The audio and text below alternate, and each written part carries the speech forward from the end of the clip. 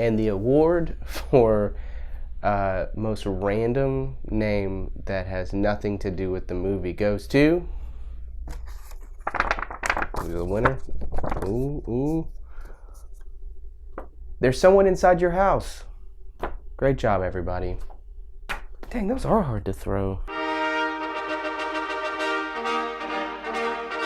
Right now, it is October 2021. People are just searching for any kind of horror content they can find, gory content. Squid Games is just blowing up on Netflix. There's a new Halloween movie coming out in a few days. The Scream reboot sequel trailer just dropped a few moments ago.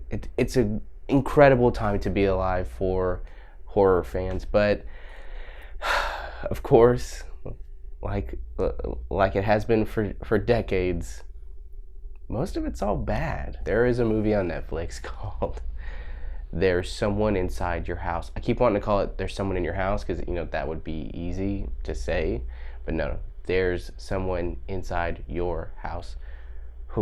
This movie,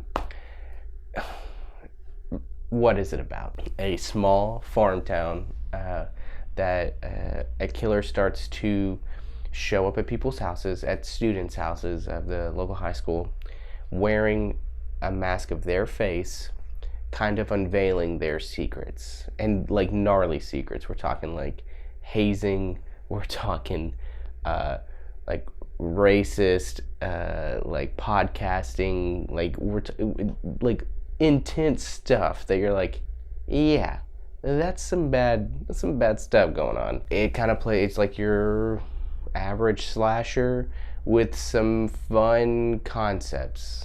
And when I say concepts, I mean that's what they are, because they're poorly executed. And then it's just like a free-for-all of like who's being killed. Turns out, hey, some of them do have secrets.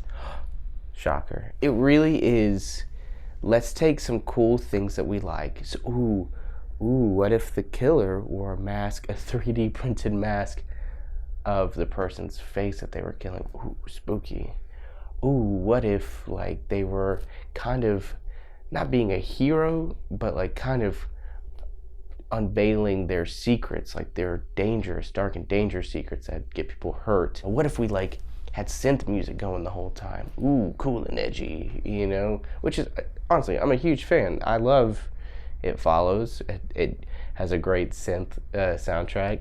I love the guests. It's got those cool 80s synthy poppy songs that play throughout the movie. I love that. I think that's a cool thing. But this is just, it's like, hey, it's like they handed all of them this, hey, do these cool things. They're like,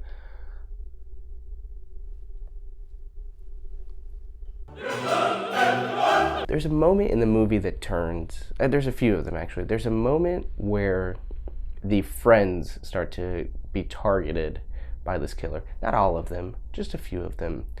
And it, like, one kid's secret, spoiler alert, is that he's addicted to fentanyl, which is a super sad thing.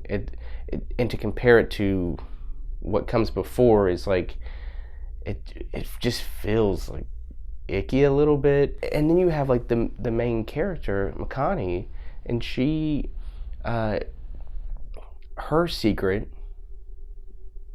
you know what, forget it, spoiler alert, going into spoilers here. Her secret is that she was being hazed, being bullied by her teammates, and she pushed a girl into a fire. And like, not a girl that was bullying her, like another teammate. It goes into it. It's real weird. The choices that the killer makes to be like, this is who I'm targeting, make no sense. You know what? I'm just gonna say it. This movie's lame.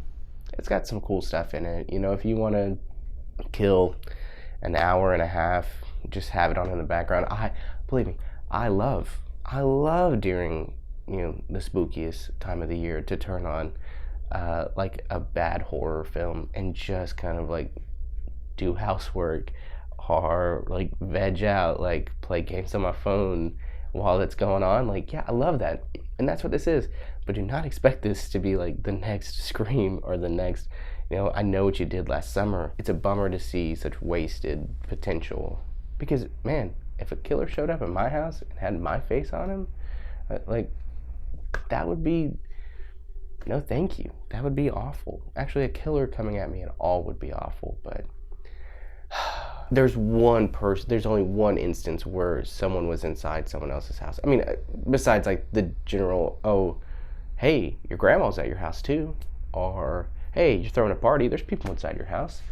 But if you're talking to someone who's about to be murdered and you were like, there's someone inside your house, that only applies to like the opening scene. And that's it. Like, the next murder happens in a church. Another murder happens really outside of a house, and it's not even that kid's house. And then another one happens like in a cornfield. Another one potentially happens at a school. I mean, like, it just doesn't make any sense. Like, who named this movie? It's not like awful, but I tell you what, it's definitely not good. So watch it if you want. Enjoy it. It comes with your Netflix subscription. It's not like you have to go out and pay $20 to watch it. So you know what? Just if you want to check it out, check it out. If you're a horror fan, maybe check it out. But I promise you, they're better. I promise. There are so many better movies you could be watching. I would give it